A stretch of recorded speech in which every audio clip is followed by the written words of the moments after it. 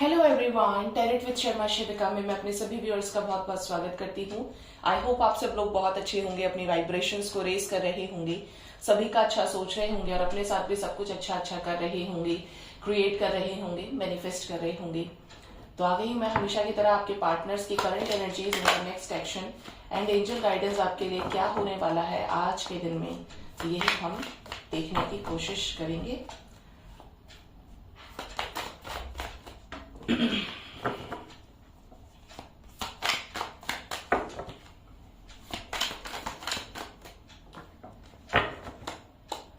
Guide करें mother universe, collective level पर मेरे व्यूअर्स के पार्टनर्स की क्या करंट एनर्जीज चल रही हैं आज के दिन में, क्या पड़ रहा है, कैसा पड़ रहा है 12-12 पोर्टल का इफेक्ट, कैसा इफेक्ट पड़ रहा है कलेक्टिव लेवल पर मेरे व्यूअर्स के पार्टनर्स के ऊपर। बॉटम से है clinging to the past with the lovers.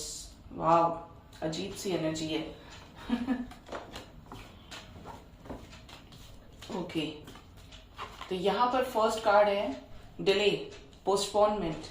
Next we have the consciousness, next we have the compromise, the sharing. मतलब यहां पर आपके पर्सन जिस भी चीज में पास्ट की मेमोरीज की वजह से, पास्ट के ट्रॉमास की वजह से अगर हील नहीं हुए थे तो इनको हील किया जा रहा है मदर यूनिवर्स की तरफ से।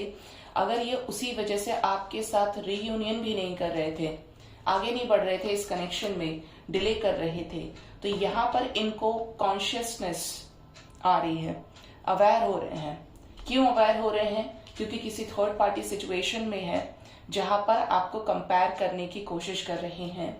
किसके साथ? औरों के साथ में। आपकी नेचर को औरों के साथ में कंपेयर करने की कोशिश कर रहे हैं कि आपने कितना ज्यादा इस पर्सन को लव, अटेंशन और केयर दिया है।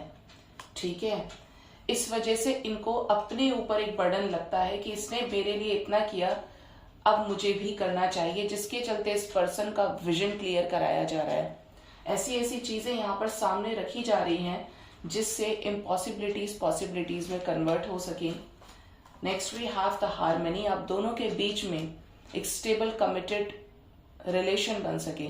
क्यों यहाँ पर? क्योंकि एस ऑफ पेंटिकल्स की एनर्जी है, ये आपको स्टेबल कमिटमेंट देना चाहते हैं, इस रिलेशनशिप में हार्मनी क्रिएट करना चाहते हैं। यहाँ पर हार्ट चक्रा से क्राउन चक्रा के हील होने की एनर्जी है। जो हेड पे ये जो रोशनी आ रही है, डॉल्फिन्स इसमें लगी हुई है हील करने में। यहाँ पर पूरी तरीके से जो थर्ड आई चक्रा है, जो क्राउन चक्रा है, मतलब अपर मोस्ट जो चक्रास हैं, टॉप मोस्ट, उनको हील किया जा रहा है just for creating harmony in your relationship, शांति। Next we have the conditioning. Conditioning की एनर्जी है। इस पर्सन के ऊपर अगर कोई भी बैगेजेस हैं, किससे रिलेटेड? पास्ट लाइफ्स का कार्ड भी आ गया, पास्ट लाइफ से रिलेटेड। बैगेजेस का मतलब किसी कार्मिक बॉन्डिंग में ये है, कोई कार्मिक सिचुएशन में ये अटके हुए हैं, फंसे हुए हैं, जिसकी वजह से बर्डन भी फील करते हैं। तो इस पर्सन का विजन क्लियर किया जा रहा है जिससे ये डिले एनर्जी से बाहर निकले, पोस्टपोनमेंट की एनर्जी से बाहर निकले और आपके साथ रीयूनाइट हो। देख रहे हैं आप, ट्रू लव की एनर्जी है यहाँ पर, मदरली वाइब्स की एनर्जी है। अब यहाँ पर ये भी अपने एंड से केयर करना चाहते हैं, इस रिलेशनशिप में हाथ बढ़ाना चाहते हैं। बहुत समय से इस पर्सन ने अननोइंगली नोइंगली आपको मैनिफेस्ट भी किया है और अकेले ही हर सिचुएशन को हैंडल किया है। क्या कोई और भी आना चाहता है? क्या किसी और को भी आना है यहाँ पर? यस, थर्ड पार्टी एनर्जीज कैसे रह जाएंगी? Transformation, break through. मैं सोच रही थी कि ब्रेक थ्रू क्यों नहीं आया, तो देखिए, transformation with the break through. यहाँ पर कुछ ऐसी सिचुएशंस की जा रही हैं, क्रिएट की जा रही हैं यूनिवर्स की तरफ से, जिसे हम थर्ड पार्टी सिचुएशन बोलते हैं, एनर्जी बोलते हैं, जहां पर इनके सामने ऐसे लोग आए हैं जो इनको सामने से दिखाया है कि बहुत अच्छे हैं, इनके लिए लॉयल हैं, इनका भला सोचने वाले हैं, वेल विशर हैं। बट जब निभाने की बारी आई तो इनमें से किसी ने भी इस पर्सन को उस लेवल पर, सोल लेवल पर टच किया ही नहीं। इस पर्सन ने भी पूरी कोशिश की क्योंकि ये कंफ्यूज थे, इसीलिए थर्ड पार्टी में गए। बट यहाँ पर अब इन लोगों के बिहेवियर या ऐसी थर्ड पार्टी सिचुएशन की वजह से इनको इस एनर्जी से निकाला जा रहा है, कैसे? ट्रांसफॉर्म करके, ब्रेक थ्रू से, जिससे कि यहाँ पर कुछ चीजें कंप्लीट हों। यहाँ पर लड़ाई है, झगड़ा है, दुख है, किसके साथ? थर्ड पार्टी के साथ। स्टक एनर्जीज हैं पूरी तरीके से। अगर ये आगे नहीं बढ़ रहे थे, इसी कंफ्यूजन की वजह से दुख उठा रहे थे बेवजह का, आप भी परेशान थे, तो यहाँ पर साइकिल एंड हो सकती है। 5 number is for change, 9 number is for ending of a cycle. ठीक है, तो यहाँ पर कुछ सिचुएशंस एंड होंगी और आपका अपने पार्टनर से कम्युनिकेशन हो सकता है। यहाँ पर एंजल नंबर्स मैं आपको बता देती हूँ, जिससे ये केयरफ्री तरीके से आपकी तरफ डिसीजन ले। ठीक है, यहाँ पर आया है 10-10 नंबर, यहाँ पर है 5-5, यस, और यहाँ पर है 6-6। 5-5, 6-6 एंड 10-10 नंबर। देखते हैं मेरे व्यूअर्स के पार्टनर्स का नेक्स्ट एक्शन, मेरे व्यूअर्स की तरफ क्या हो सकता है आने वाले समय में।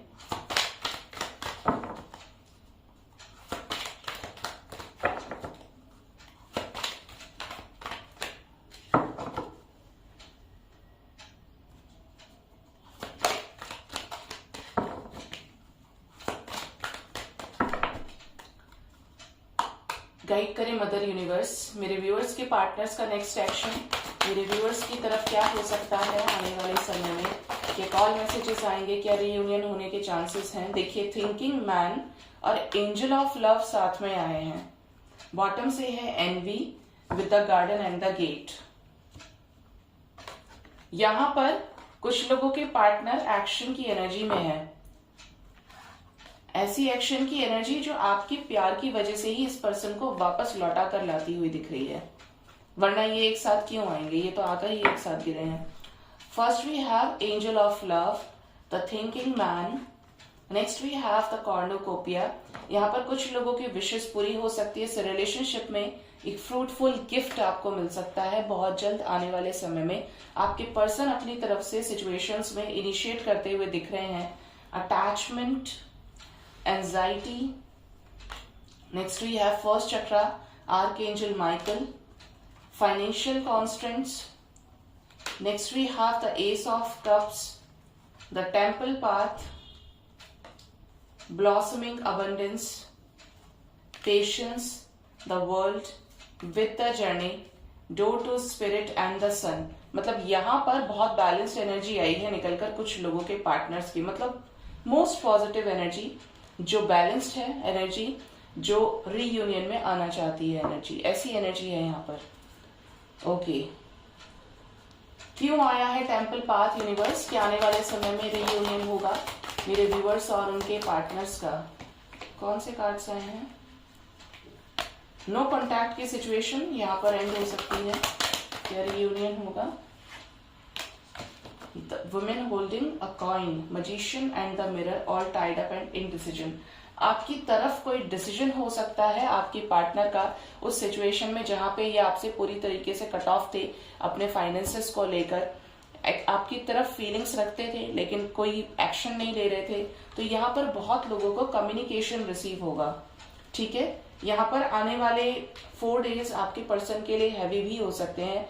4 to 9 आवर्स की एनर्जी भी आई है निकलकर, जहां पर ये थोड़े से परेशान हो। या तो कोई सडन लॉस हो सकता है, because we have the financial constant energy, और साथ में है एंजाइटी, 9 ऑफ स्वॉर्ड्स। तो यहाँ पर कोई लॉस हो सकता है किसी तरीके का, छोटा या बड़ा, करियर से रिलेटेड, छोटा या बड़ा फैमिली से रिलेटेड। इट डिपेंड्स कि इन्होंने क्या कर्मास क्रिएट किए हैं।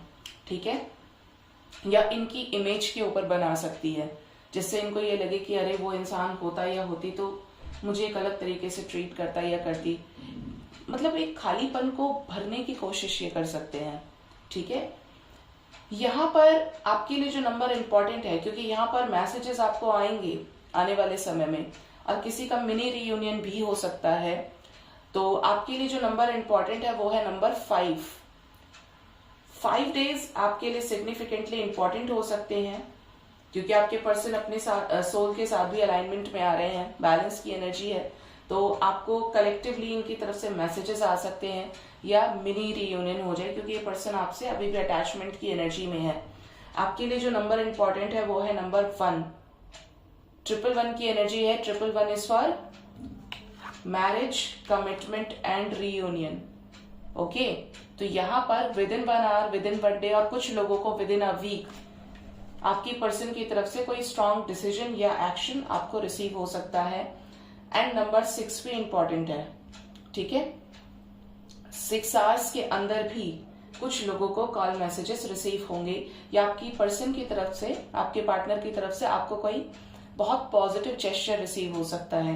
यहाँ पर 11-11 कंप्लीट हुआ है।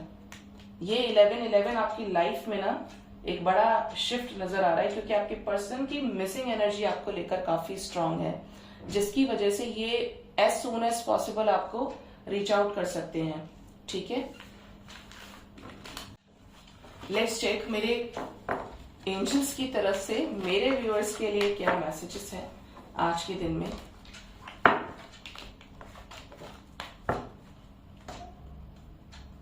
क्या गाइड करना चाहते हैं डिवाइन एंजल्स।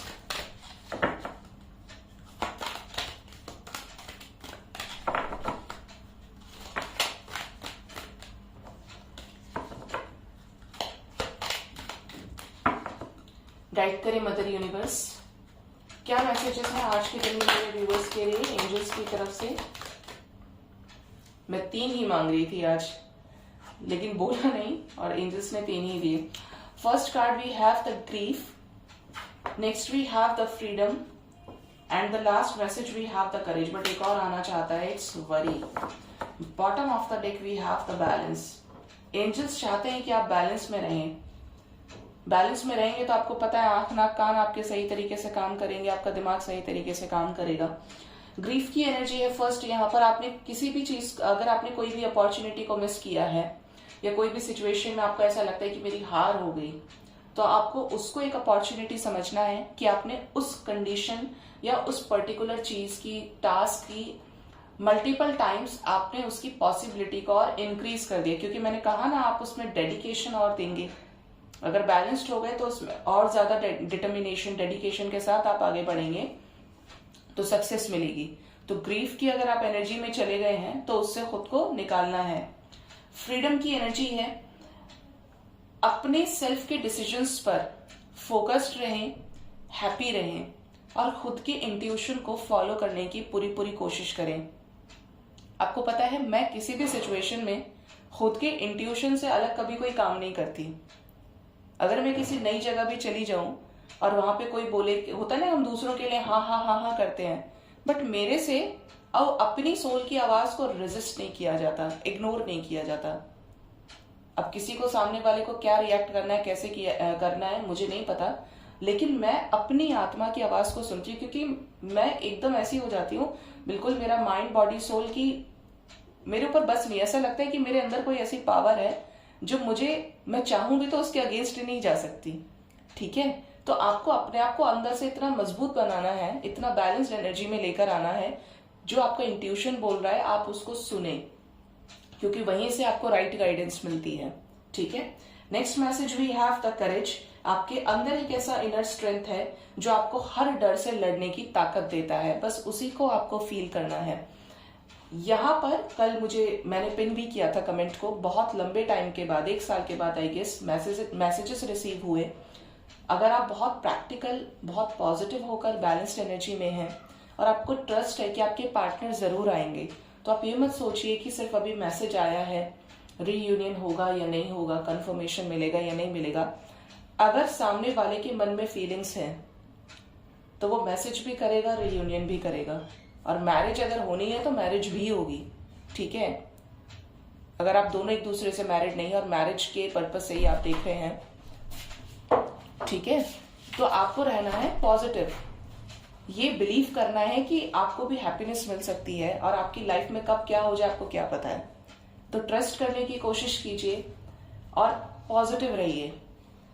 कभी कभी क्या होता है ना, जो अंदर से बहुत टूटे हुए होते हैं वो इरिटेट हो जाते हैं किसी पर्टिकुलर सिचुएशन को लेकर, या पास्ट इस तरीके का रहता है, बट अगर आप बैलेंस्ड एनर्जी में हैं तो सामने वाला बैलेंस्ड हो ही जाएगा। और लास्ट मैसेज है वरी, किसी भी सिचुएशन में आपको चिंता नहीं करनी है। सो गाइज, ये थी आज की रीडिंग। होप रीडिंग से आपको कुछ ना कुछ गाइडेंस जरूर मिली होगी। अपना बहुत बहुत ख्याल रखिए। Thank you so much, bye bye, take care.